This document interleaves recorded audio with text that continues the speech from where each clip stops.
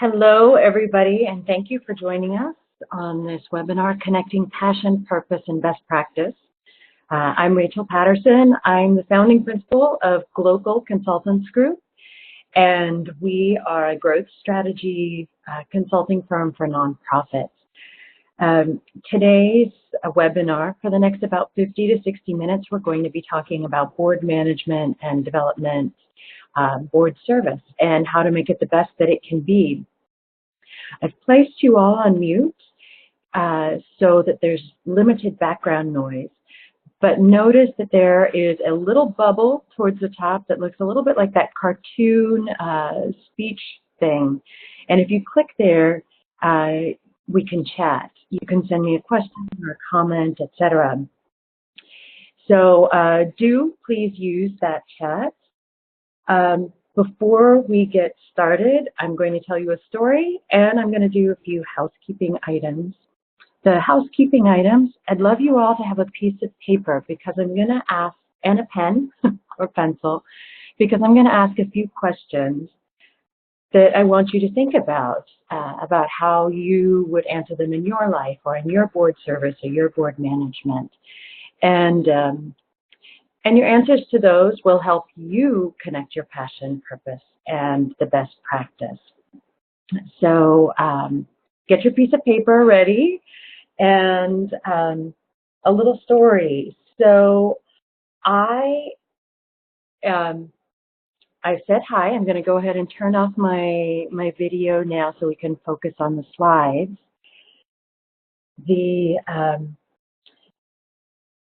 I grew up in 8 countries, so I've always been interested in different styles of leadership.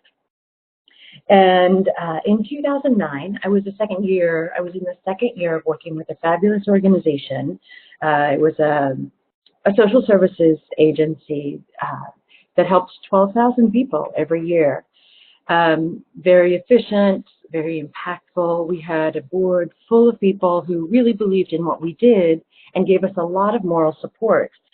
Now, if you think back to 2009, you'll remember that that was a very tough economic time. And I was the Chief Development Officer at that point for this agency. And I was a little surprised that that the board wasn't doing more to do help us on the fundraising, to introduce us to people.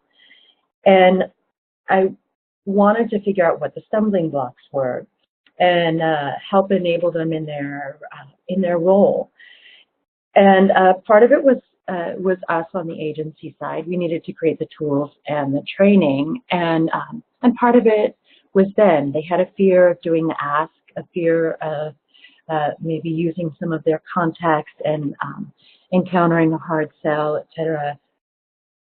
All of these were valid issues that we started to face. And but that's about the time that I really got interested in board development and board management. And so now moving into connecting passion, purpose, and best practice, I'd like you all to think of a piece of music that inspires you. It can be classical or hard rock or folk song. And write that down, and if you can, remember a few of the words. Write those down too, and I'm going to give you about 30 to 45 seconds.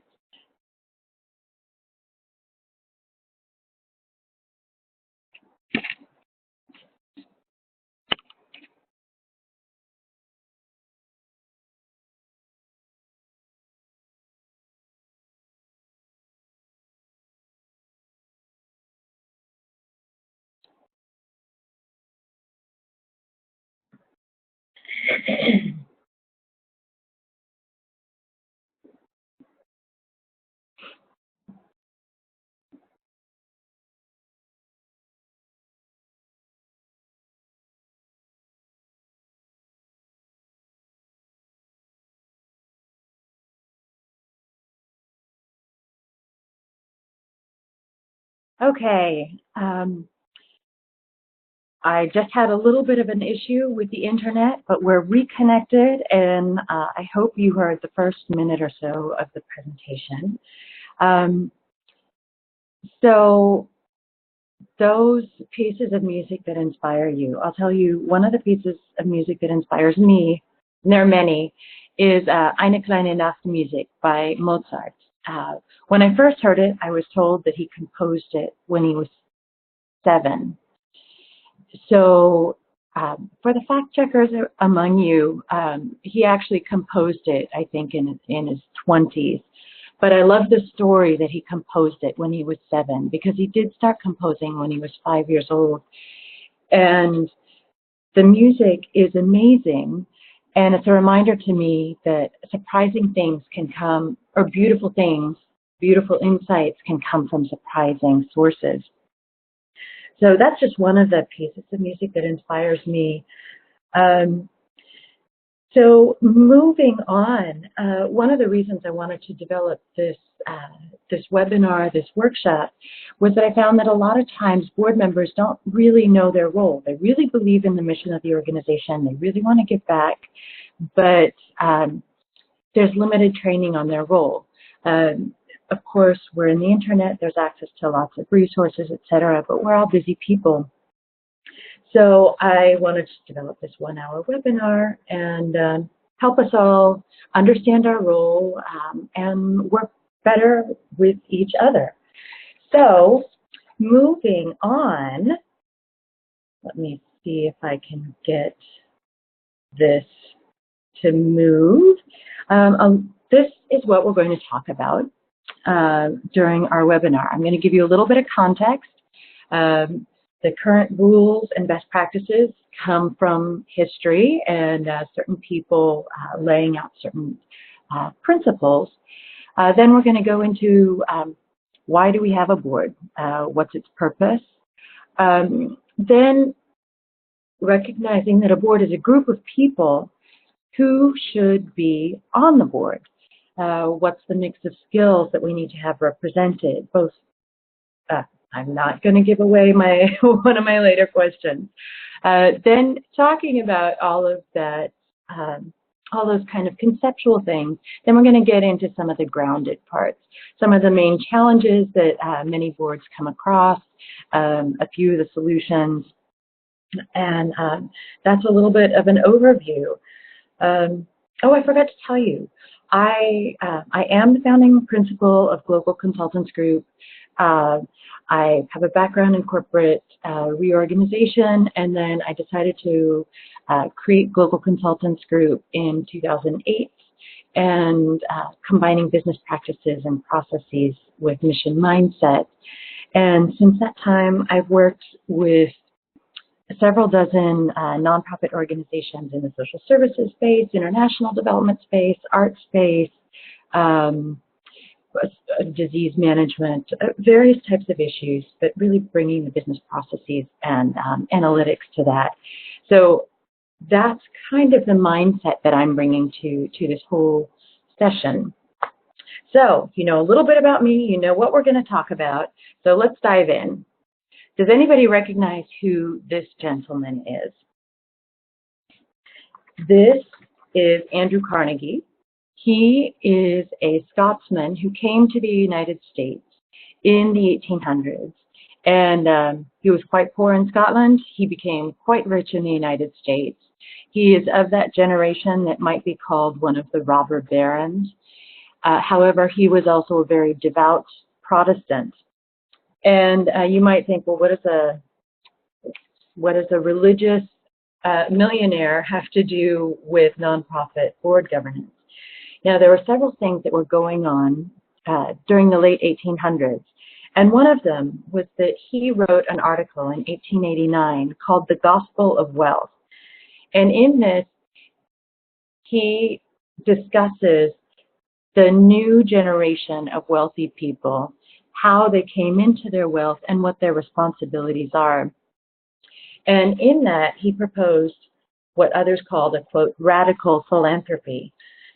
Rather than passing wealth from generation down to the next eldest son, to the next generation, and perhaps giving some to your faith-based organization who would then take care of society, he said that, and I quote, that it was incumbent upon the wealthy to redistribute their surplus means in a responsible and thoughtful manner toward the cause of reducing the stratification between the rich and the poor, and in a way that does not encourage the slothful, the drunken, the unworthy. So we shifted some of that responsibility from the church to individuals, to wealthy individuals. And in it, he also talked about three key principles for organizations that might help improve society. And he talks about the importance of a group of leaders bringing an independent voice, bringing a long-term vision for the organization and the cause, and bringing about a fairer distribution of wealth. So those are three core governance concepts. They're going to come up again later in the webinar as well. And if you think about that time in the late 1800s, that's also about the time that photography is starting to become better known. And a gentleman by the name of Henry Meese took photos of people who were living in the tenements in New York, and I believe also perhaps London. And when these photos were published in newspapers, circulated more widely, people were appalled at the living conditions that some of their fellow humans endured. So this became a call to action also for, quote, reducing the stratification between the rich and the poor. So that's going on as well. And another large influence that's going on around this time is that the government is starting to react to some of the business practices from the 1800s and trying to create certain fairness and workers' rights. So moving on, this is a list of all of the major pieces of legislation that are related to nonprofit management and leadership. I am not going to go into all of them, but they do fall into three buckets. And those main three buckets are, in about the 1910s, nonprofit organizations, not just churches, but separate nonprofit organizations became recognized as separate entities. Actually, they've been recognized as separate entities a little bit before, but in the 1910s, they become tax exempt because essentially they are doing government work. They are working towards the improvement of society. So as a result, when they are working towards their mission, they do not have to pay taxes on the donations that they receive. So nonprofits are tax exempt since the 1910s. To ensure that these organizations were sustainable and that individuals would stay involved, the government also allowed tax deductions for individuals, both alive and past the estates. That second bucket of legislation, of historical context, is really before, during, and after World War II. And that period is really related more to accountability of nonprofit organizations. In that period, laws are passed that nonprofit organizations have to file tax forms. And you might say, well, wait a second, Rachel, aren't nonprofits tax exempt? Yes, they are. But because they're mission focused, they have to make sure, and because they receive public dollars or individuals' dollars, there has to be accountability. Nonprofit organizations have to show that they are allocating the money towards their mission, towards the accomplishment of their mission. So it's an accountability measurement, and that they're making sure that they're not receiving unrelated income. So yes, nonprofits file tax forms, and as a result, because they're mission-oriented, they have to, and they're getting the tax exemption, they have to limit their lobbying and their unrelated business income. And then the government also allowed corporations, businesses, to also start giving towards the sustenance of these nonprofit organizations, incentivizing corporations to do so by offering them a tax deduction for those donations. Now, the third bucket is Sarbanes-Oxley, and you might kind of raise your eyebrows at that and think, well, wait a second, wasn't that passed as a result of certain corporate malfeasance, the Enrons, the WorldComs, etc. Yes, you are right. However, there are certain provisions of SARBOX or SOX, Sarbanes-Oxley, that apply to all kinds of organizations, including nonprofit organizations. So a nonprofit board is going to have to make sure that their organization has a robust whistleblower protection policy and a robust document retention and destruction policy. Now, Sarbanes-Oxley also has provisions legally mandated for public corporations, not legally mandated for nonprofit organizations, but really good to have.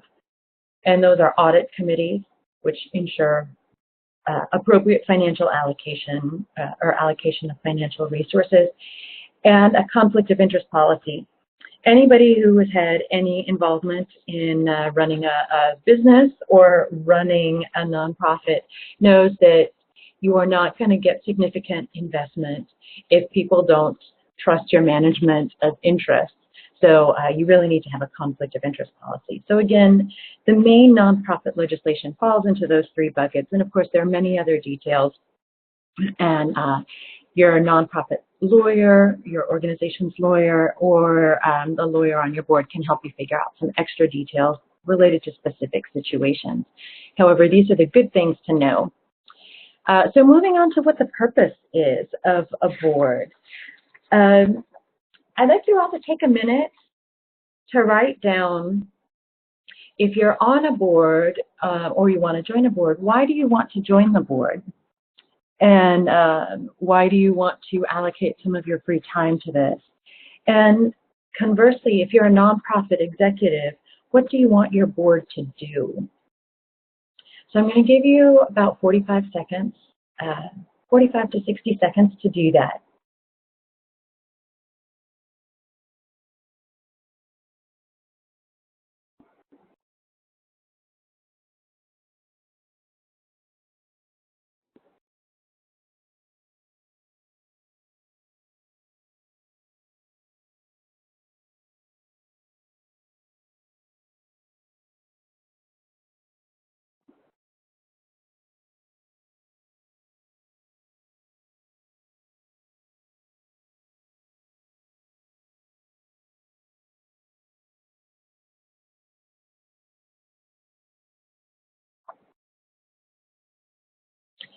Great. Now, if anybody sees that little chat window towards the top of your Join Me plugin or screen, feel free to share why you joined a board, or if you're a nonprofit executive, what you want your board to do. And in the meantime, I'll tell you some of the main answers that I've heard. A lot of people want to join the board because they want to give back. Maybe their family has encountered certain issues, or maybe their family was benefited by a very specific organization. Perhaps a child had certain mental health issues and received art therapy from a certain organization, and it was just incredible for helping that child break through in their communication and then evolve in their mental health. So then the grown-up sister or brother joins a related nonprofit. So often it's a very personal connection to the issue. Sometimes you know somebody else who's on the board and you're asked and you join. Other times people want to develop other skills that they might not have had a chance to in their professional environment. For example, many times in our corporate work, we might have to be very much focused, and we would like to have a chance to step back and do strategic planning and see how all the pieces fit together. Other reasons include networking. Many reasons that people would want to join a board. And it's just very enriching to be able to give back somehow, to use our skills and help an organization grow and stay healthy.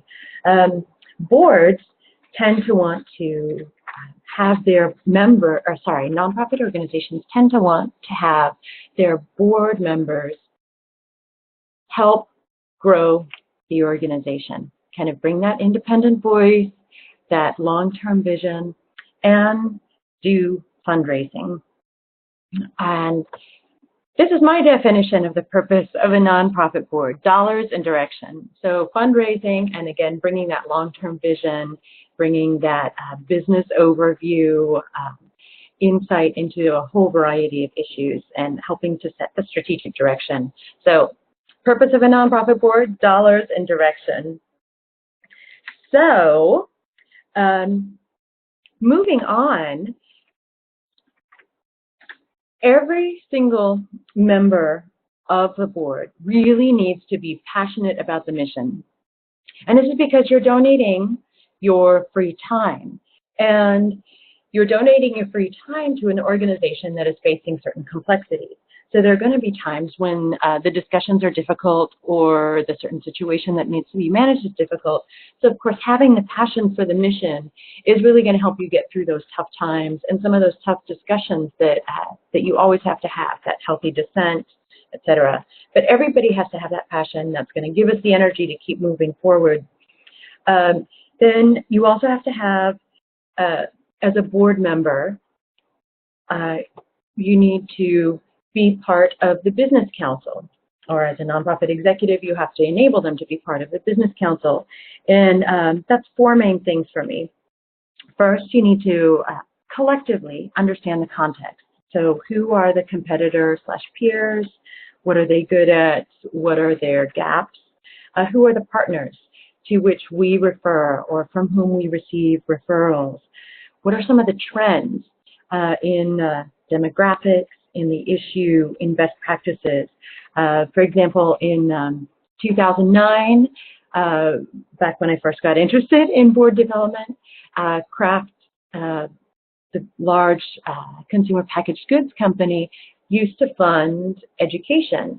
And right around that time, it's a great cause, right around that time, many corporations were starting to realign their foundation focus around issues that were more tightly related to their business. So Kraft did a strategic realignment of their sponsorship marketing, of their foundation donations, to be more around health and nutrition. Another example of issue around demographics, and an organization with which I was working about 6 years ago did youth services and had done youth services for about 40 years in this one neighborhood, and they were experiencing declining participation.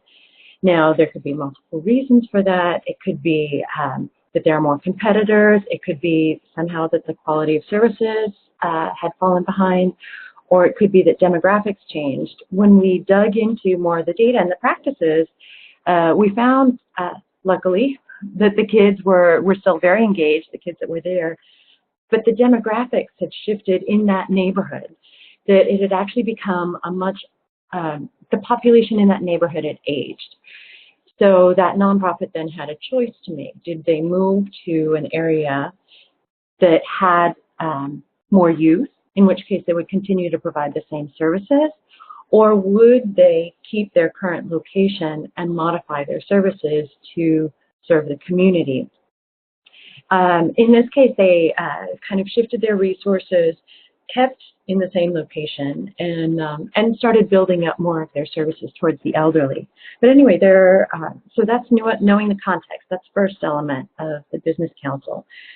Second, as the business council, you're going to, or they're going to review some of the financial and the program performance. How well and how efficiently are we being run? How well and efficiently are we achieving our mission and our impact? Thirdly, you're going to have to ask those tough questions. Remember I said about being passionate about the mission?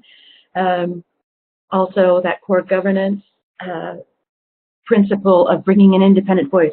You're going to have to ask some of those tough questions, poke holes in arguments. And then the fourth thing around business council, of course, you're going to have to approve the budgets and the human resources and Sarbanes-Oxley policies, the compensation of the senior executives, perhaps interview the high-level hires, review and approve the whistleblower policies, the document policies, etc. Next, third on the slide, the board collectively has to amplify the organization's voice and reach.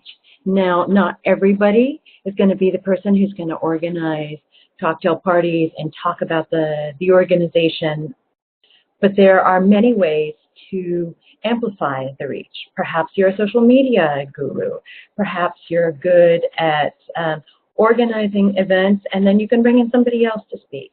At any rate, you're going to be given the tools as a board member to understand what the organization is doing, how they're doing it financially, programmatically, the impact that they're making, etc. And then you're going to share these stories.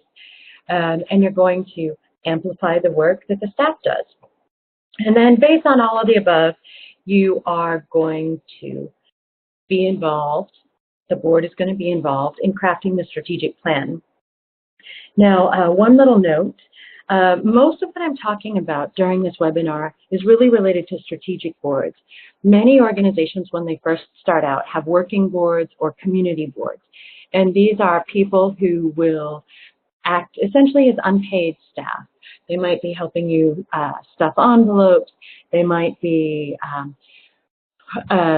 being the one who's always tutoring the kids, for example. Or they might be the people who are combating some of the not in my backyard syndrome. Like, oh, this is a house for developmentally disabled people. You know, how do we make the community feel more comfortable about this, or homeless men, etc.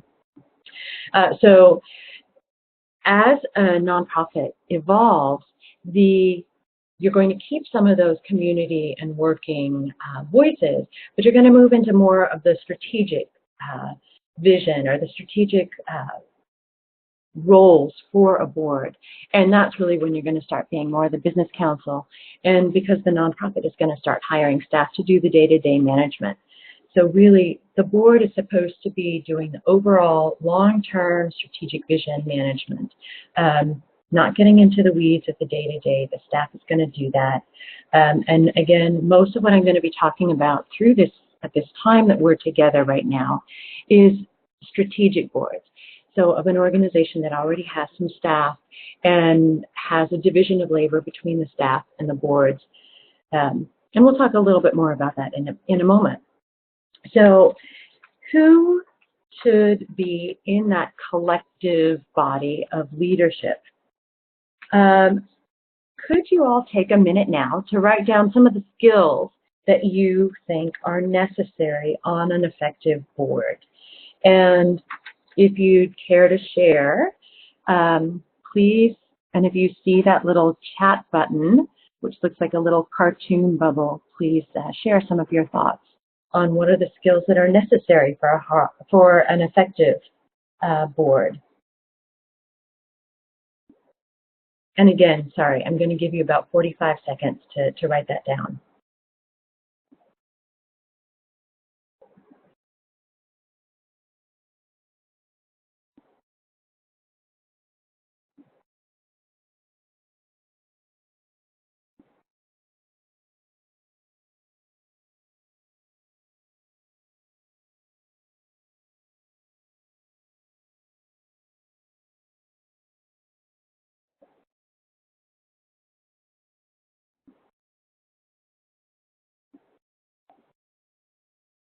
Okay, so I'm going to skip over this little clip, but this is a clip of Susan Stoltberg, the founder of Women Corporate Directors, and she's talking about the challenges of getting more diversity into Asian boards. And she says that people often pick the people that they play cards with, and really what we need to do is balance out the skill sets. So when I ask this question in workshops or online, most often I get answers around the necessary skills being those hard skills. We need somebody who knows how to do accounting. We need somebody who knows how to do PR, somebody who really understands the issues of how to treat this problem, cleaning up the environment, taking care of animals, etc. We also need somebody who knows how to do fundraising. We need somebody who has this skill, this hard skill. Program leaders. Oh yeah, agency representatives, benefiting agency representatives. Yes, you need to have insight into the client, definitely. So you need to have that mix of hard skills on your board. You also need to have those soft skills. So yes, you need to have the client insight, you need to have the accounting, the finance, the fundraising, the legal, etc. The soft skills I put into 4 buckets, and I call those the thinkers, the doers, the connectors, and the facilitators. Now, the thinkers are the people who generally really are quite academic. They really understand the issues. They understand the treatment protocol and processes. They might be those intellectuals who are a little bit in their heads. But you need these people to kind of really see kind of what's coming down the pike in the issue. What are the trends? Your doers, that's fairly obvious. These are the people who are going to help you organize your gala. These are the people who might, excuse me, help develop some of your marketing collateral. They might be somebody who has PR connections. They might be somebody who reviews your budget a little bit more than the rest of the board. So those are your thinkers and your doers. Your connectors are those people who have the extensive Rolodex, and they can make 2 phone calls and have you in front of a program director, or have reserved your gala room, etc. And then your facilitators, that 4th bucket of soft skills that you really need on a board, are the people who can make sure that everybody's voice is heard and that all the skill sets are brought to the table, that no one voice dominates. They will encourage healthy dissent, make sure that it doesn't spin out into an argument, etc. So again, those soft skill buckets, they're the thinkers, doers, connectors, and facilitators. You also want to make sure that you have diversity because you want to understand the clients. You want to also bring different life experiences to bear on analyzing the issues. Now, that diversity is going to be racial and gender, perhaps sexual orientation as well. One area of diversity that sometimes people are surprised to think about is age and life stage. Now, there are a couple of reasons that you also want to include that in your diversity. One reason you want to think about the long-term sustainability of your board. Certain people who have been on the board for a long time are going to want to retire, quote, age out. And you're going to want to have some older people who have some experience and wisdom, and some younger people who perhaps have more energy, creativity, maybe are more comfortable with technology, those kinds of things. But also the life stage. I worked with one organization, fabulous organization that works in about 20 countries across Latin America and the Caribbean, and their board, everybody had an incredible profile, very respectable profile. Everybody donated to the organization. Everybody came to the gala, donated again to the gala, and brought friends. All wonderful. They're all between the ages of 30 to 45. Now you might think, well, they're donating, they're active, that's, well, that's fabulous. At the board meetings, they were not really participating. They were more of an audience and listening. And this is because if you think about it, that life stage is really when you have your small kids and you're so busy with your family, but it's simultaneously the time that you are climbing your career ladder. So you were really busy in 2 key aspects of your life. So it was really hard for these individuals to find time to really allocate to preparing for the board meetings. So this board actually needed to bring on a retired person who could strategically think through the issues with the executive director, take some of that work off of the executive director's plate, and then start facilitating the discussions and then encouraging the board members to be more involved, etc. So diversity, race, gender, age, life stage, orientation, etc. And then this last thing, people are kind of surprised when I bring it up. You always need to have a devil's advocate. And this goes back to poking holes in your argument. You want to make sure that when you roll out a budget and you're allocating funds, resources to certain projects and not to others, that you're doing it in a strategic way. You want to make sure that when you're designing your projects and you're locating your projects and you're locating your human resources to those projects, that you're doing it in a strategic way that is in alignment with your mission, which is in alignment with your strategic plan and how you want to grow. So you really want to have a devil's advocate who kind of asks these tough questions. And I really recommend having that be rotating. One, because then it becomes a bit of a game and it's fun. And two, because everybody starts thinking about, gets that much more engaged in how things are designed and allocated. And it really helps strategic thinking. And then three, you don't want to have one person always be the devil's advocate, because everybody starts to get frustrated with that person, and personal dynamics get really messy. And then eventually that person tends to be sidelined, as do some of their good ideas. So have a devil's advocate, make that a rotating position. So board composition, moving on now to some of the, now grounding some of our conceptual talk in some of the main challenges and some of the solutions that we all have encountered.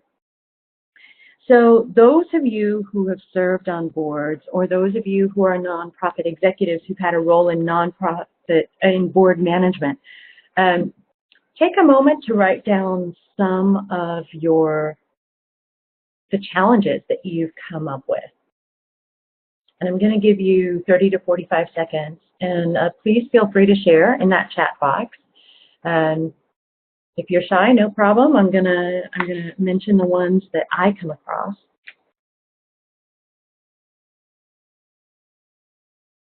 But yes, take a moment to write down your challenges that you've come across.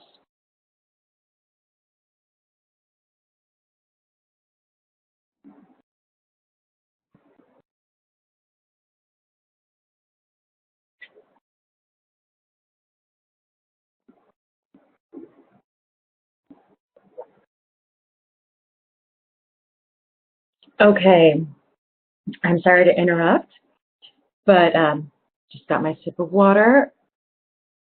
I see that people are writing, but I'm not seeing the results yet.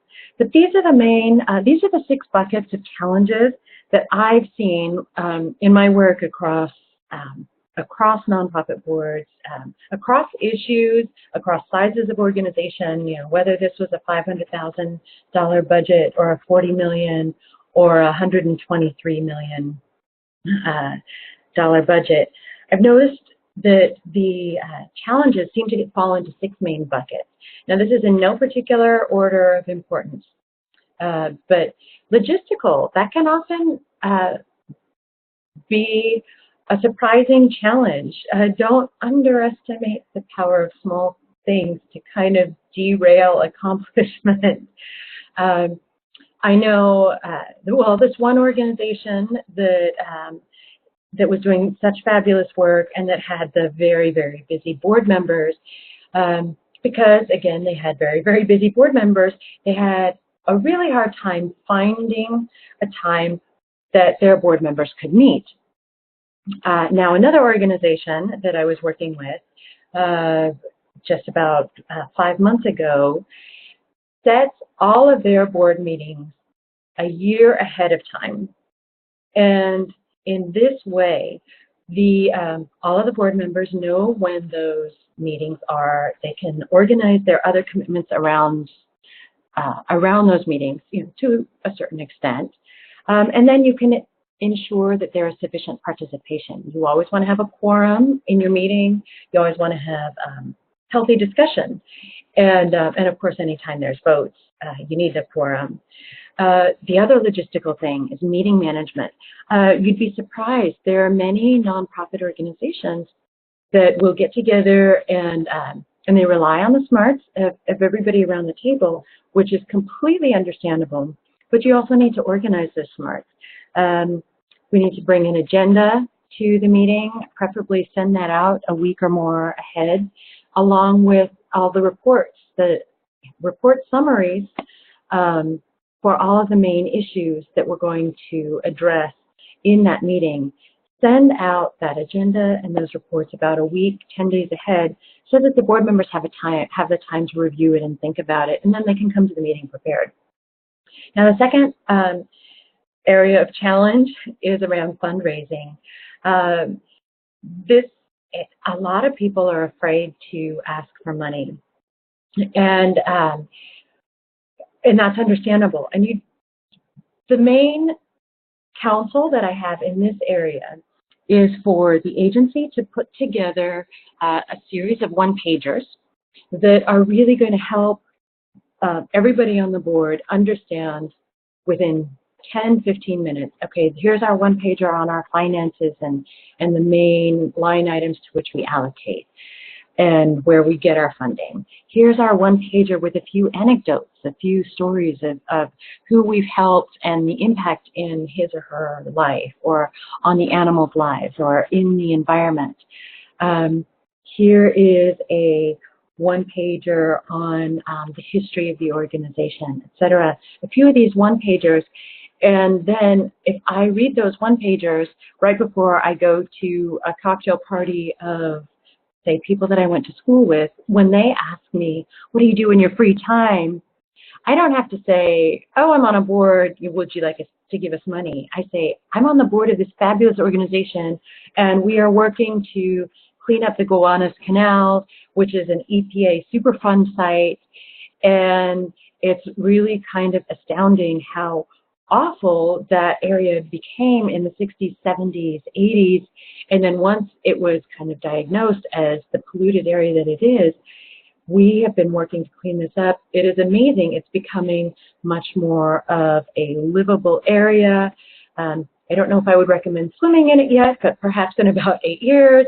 And then we can talk about some of the things that we're doing, how it's getting so much better that people are able to move in and stay healthy in the neighborhood, et cetera, et cetera. And then if you just talk about how excited you are about the work that your organization is doing, or we're building parks all along the riverfront and it's great, or we've been able to find and house 100 stray dogs in the last quarter, these kinds of things, you share your enthusiasm, and enthusiasm is contagious.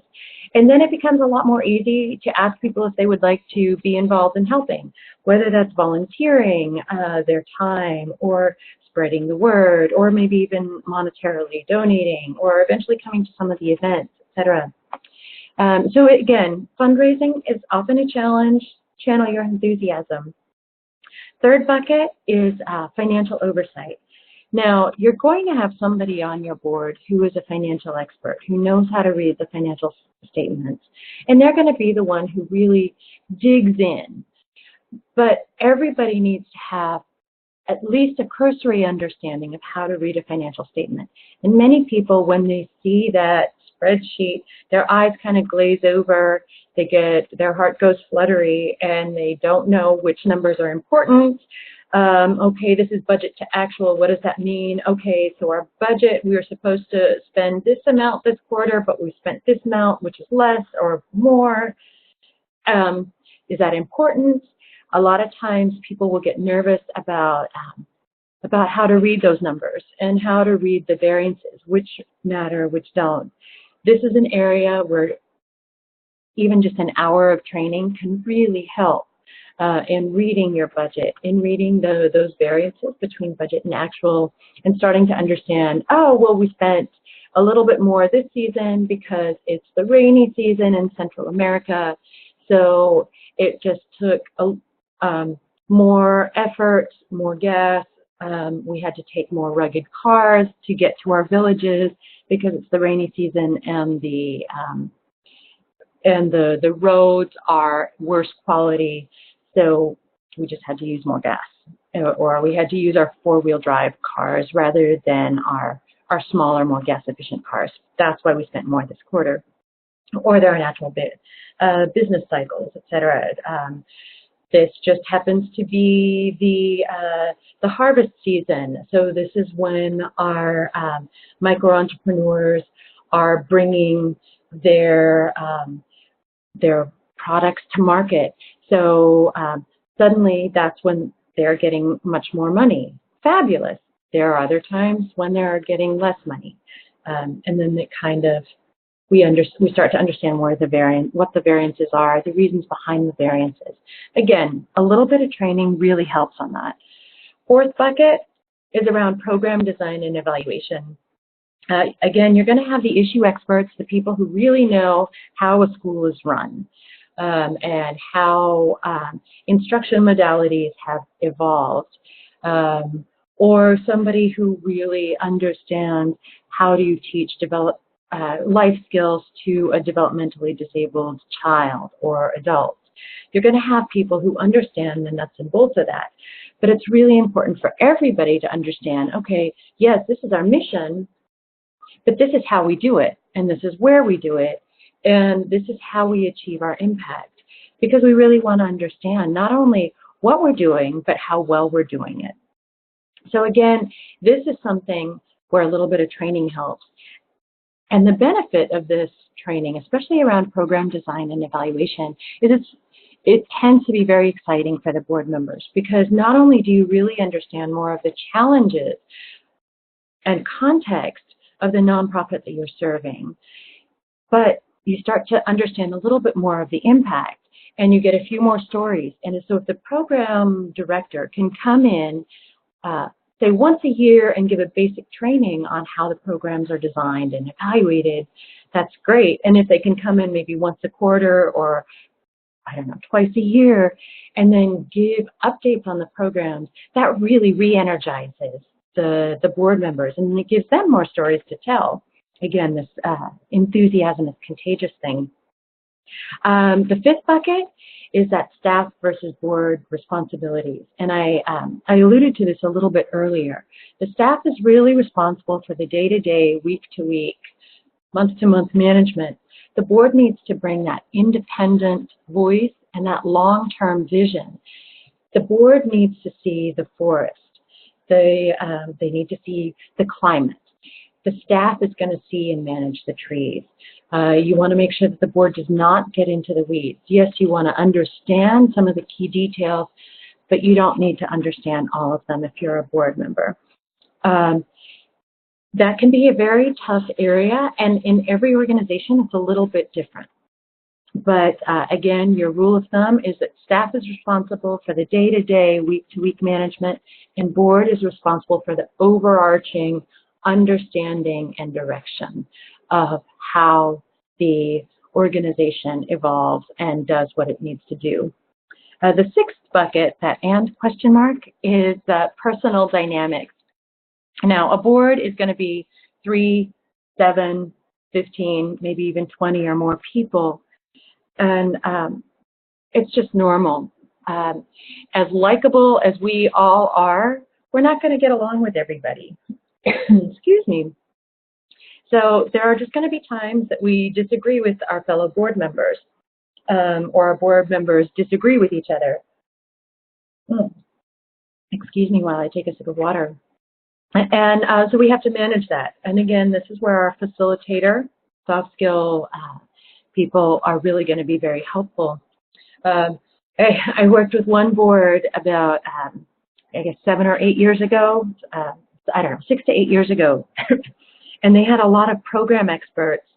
And they wanted to bring somebody in who was a business expert who had entrepreneurial skills to help them scale up their model, because they'd kind of ironed out a lot of the model and the services, and they really wanted to scale it up. So they brought somebody who was an entrepreneur who had been a longtime donor. Great idea on paper. Now, if you think about the personality of entrepreneurs, entrepreneurs are very driven. They often have to have a strong ego to go through many challenges and keep going. And this gentleman was no exception. he was used to being kind of the king of the hill, and so he kind of was a bull in the china shop, and would speak loudly and didn't really listen to others. It created a lot of personal dynamics challenges. Long story short, good reason to bring him on the board. A few challenges, a few discussions. They encouraged, he kind of realized that this was not making him happy. Everybody else kind of knew that they were not happy. And he eventually moved to be on the advisory board so that he could still be somewhat involved in the long-term vision, but not as involved as the board of directors. And then some of those personal dynamics were resolved. After a year's break, the ego healed, and he came back to being a donor again. It's always good to have a certain amount of humility and self-awareness as a board member or as an executive in any sort. Help us in our team management. So I kind of got ahead of myself in talking about some of the challenges, but and also talking about some of the solutions. But here are a few that are related kind of across many of those challenges. Some of them are very pragmatic, simple sounding. They're very operational. I highly recommend that every organization have two sets of folders for their board. One folder, not two sets, but two folders. One folder has all of the meeting minutes, the financials, all of the documents. And then another just has, say, your 5 to 10 key files. This is your one-pager on the history of the agency, your one-pager listing the different programs and the customer segment that or mission that that project has, and how they achieve impact.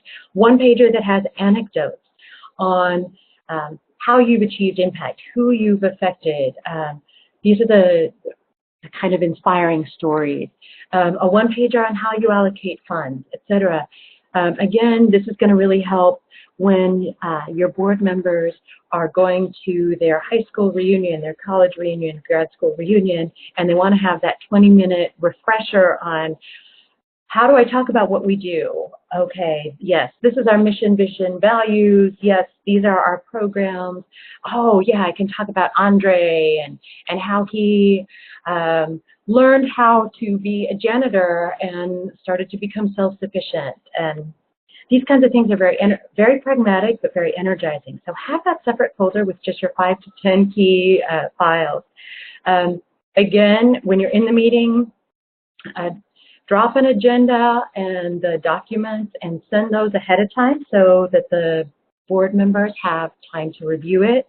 Board members do take the time to review and think about them. So you, of course, come to the meeting prepared, and it makes everybody enjoy the meeting that much more, and it becomes much more efficient. Occasionally do a budget walkthrough and updates on the organization, on the strategic plan, on the community, demographic trends, etc.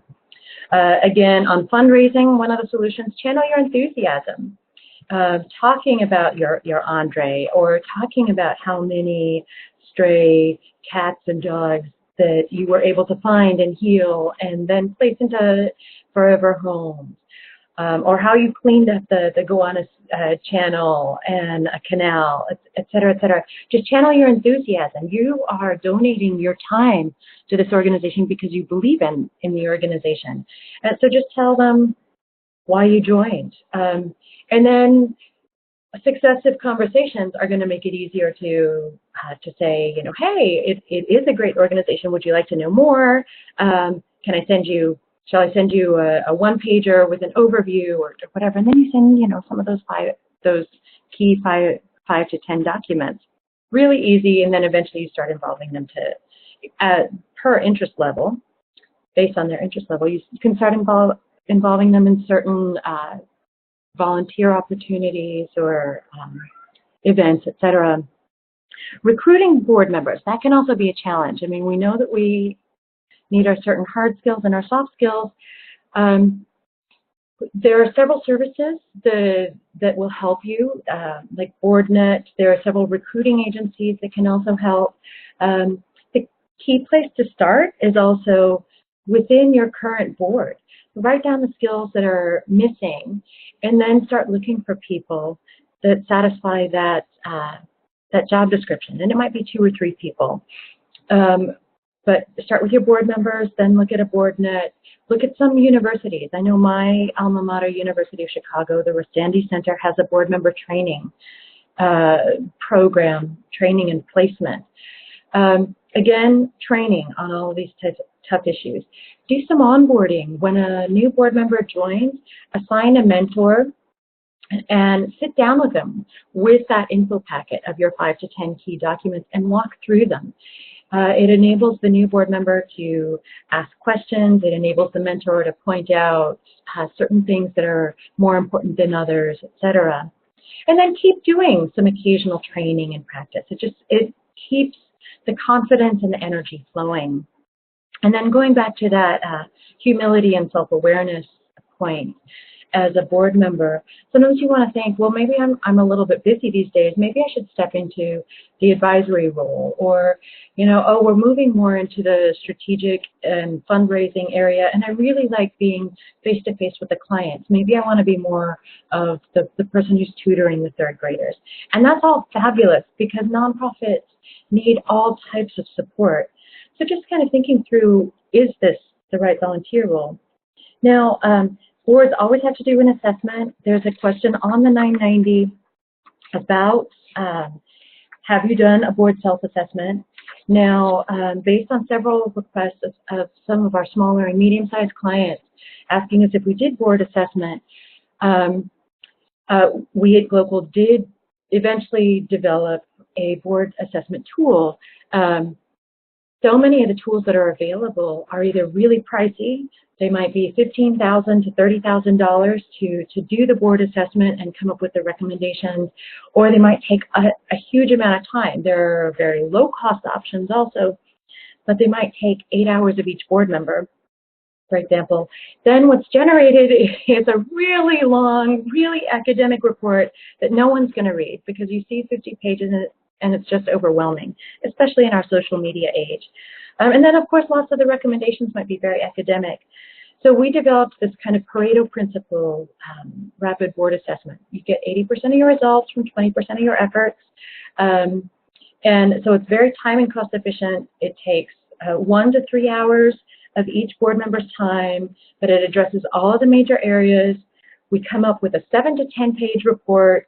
It's very readable, and then all of our recommendations are based on the fact that we've worked in the field as well as in the offices, as well as in consulting with diverse agencies. So our recommendations are very pragmatic, very implementable. So that is a quick overview of the RBA. I'm also happy to send you a one-pager that kind of describes it in a little bit more detail. But if you're interested in an RBA, rapid board assessment, you get it, and you mention this webinar, you will get a 20% discount if you book it by September 15th. So there we go. Thank you all for joining. Thank you for sharing an hour of your time. There is my email. If you have any questions, or if you want to share any comments, or if there were any surprises or things that really hit you, I welcome your email. I'm happy to answer any questions either through the chat box or through email. And once again, I really thank you for joining me now, and I wish you a pleasant afternoon. Thank you. Goodbye, everybody.